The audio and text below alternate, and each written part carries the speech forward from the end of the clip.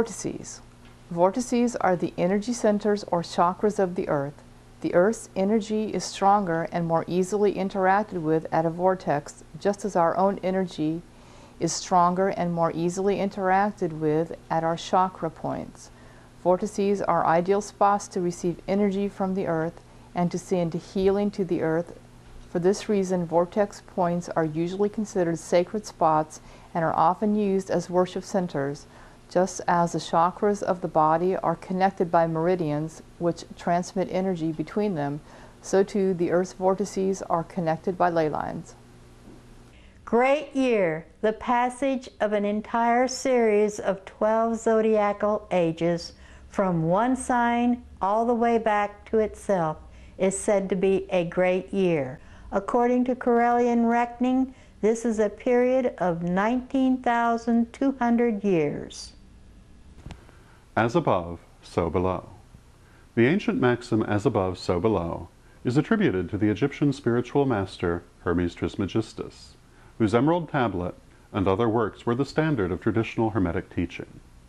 What is meant by this phrase is that all of creation, whether great or small, reflects the same divine nature or plan. As all things which exist are emanations of the goddess through the god, all things naturally mirror and reflect their divine qualities. For this reason, the same truth will be discerned in a galaxy of stars or in a single grain of sand, if one is open to it. It is ultimately on this principle that all forms of divination are based. Involution. The Vangelo delle Streghe says that the god fell into matter. This means that he involved. To involve is to focus solely on a part of creation, assuming a spiritual tunnel vision. Involution slows the vibration of energy and increases its density, thus physicalizing it. Involution gives an illusion of separation from Goddess, affording a singularity of perception which allows a thing to be studied in great detail by blocking out the rest of creation. Since all above is also below, the process of involution is reflected in all things which must first involve before they can evolve. That is to say, they must first adopt a highly personal and focused view, from which deep understanding and integration is possible, before they can widen their view to contemplate the wholeness of existence. Evolution. Involution is a process of going inside, of narrowing one's view to the extremely personal and individual. Evolution is the process of coming out from the separate and personal toward the unified and divine. Evolution increases the vibration and lightens the density, becoming progressively less physical. This is the process of returning to Goddess and to a perspective universality. When the involutionary process has achieved its end, the natural result is evolution, as is revealed in the sacred labyrinth. One first winds in, then winds back out. This process is repeated in countless ways in every moment of existence. Dark half. The dark half of a thing is its process of involution or looking inward. During this process, things narrow and appear to decrease or become constrained to force a tight focus. The night is the dark half of the day, the waning moon is the dark half of the lunar cycle, the winter is the dark half of the year, and so on. Light half. The light half of a thing is its process of evolution or looking outward. During this process, perspective expands and the connection between all things is felt. The day is the light half of the night. The waxing moon is the light half of the lunar cycle. The summer is the light half of the year, and so on. Psychic tide. The term psychic tide refers to the eternal cycles of energy in the universe, which move in a constant process of involution and evolution, spiraling always inward, then outward. Everything which exists moves in the rhythm of the psychic tide, which has waves and currents and eddies at all levels of being. The galaxy, the planet, the individual all move to the psychic tide on many different levels. Wheel of the Year. The Wheel of the Year refers to the yearly cycle of the seasons and the sacred festivals which celebrate them. These festivals describe the process of involution and evolution on personal, seasonal, and divine levels. Zodiacal Age. A zodiacal age is a period used to mark time by a zodiacal ruler, theoretically reflected in the precession of the equinoxes. Each zodiacal age is ruled by a sign of the zodiac, from which the age is said to take its character. Different schools of thought assign different lengths to the zodiacal age. According to the Correllian Calendar, a zodiacal age lasts for 1600 years, or 4 sets of 400 years each. By Correllian reckoning, we are currently at the beginning of the age of Aquarius, with the year 2000 AD having been an intercalary year. There was both 1600 Pisces and 0 Aquarius. Zodiac.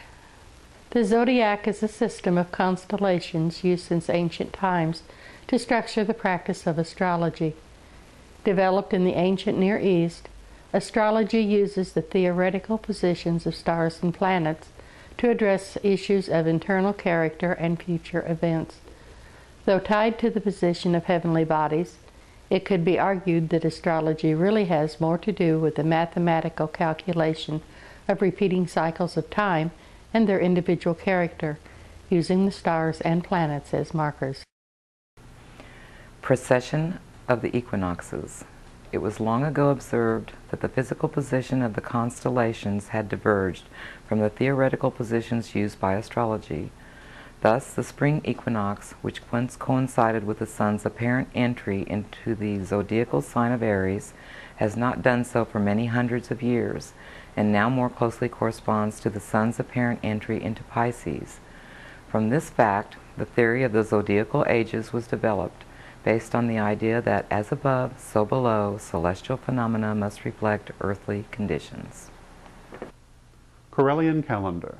The Correllian Calendar was developed as a pagan response to the Gregorian Calendar.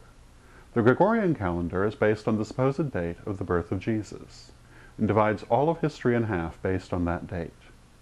Pre-Christian dates must be calculated backward in this system, which not only makes Jesus appear to be the center of time, but also effectively veils pre-Christian history behind a wall of unwieldy calculations and an artificial sense of separation from modern events.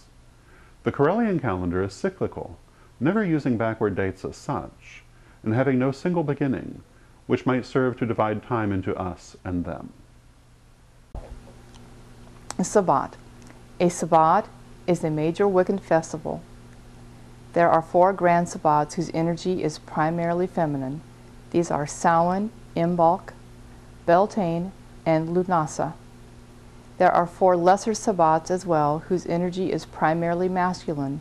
These are the spring equinox, Orostara, the summer solstice, the fall equinox, and the winter solstice, Yule. The lesser Sabbats are keyed to the position of the sun and are reckoned by the solar calendar. In former times, the grand Sabbats were reckoned by the lunar calendar, but they were long ago tied to the kalends, or first day of the months in which they occur, and are now usually reckoned by the solar calendar as well. Sabbat. An Sabbat is a monthly ceremony or ceremonies usually tied to the cycles of the moon. Sabbats are commonly held at the new or full moon, but can also be held at the dark moon. Solar circuit. The solar circuit is the principal energy circuit of the human body, having its origin at the solar chakra, hence the name. From this point, energy enters the body from the higher self and ultimately from the goddess. This energy is limitless in theory, but in practice may be restricted or blocked for a variety of reasons. The solar circuit is used primarily for the sustenance of the body and the continuation of physical life. Physiognomy. Physiognomy is the art of interpreting personality characteristics from the features of the face and body. In physiognomy, every part of the body has a meaning. For example, the eyebrows indicate temperament, the shoulders reflect ability to deal with pressure, and the feet refer to qualities of the life path. Physiognomy can be very useful for personality readings, for discerning the causes of psychic blockages or imbalances, and a variety of other purposes. Imperium. Imperium refers to those things which are under one's direct power or which fall in one's natural sphere of influence. Thus, the Imperium of an astrologer includes subjects related to the stars and their influences, while the Imperium of an herbalist would have to do with the medicinal and magical uses of plants. The term is of particular importance to offices which one might hold, where it makes reference to one's sphere of authority.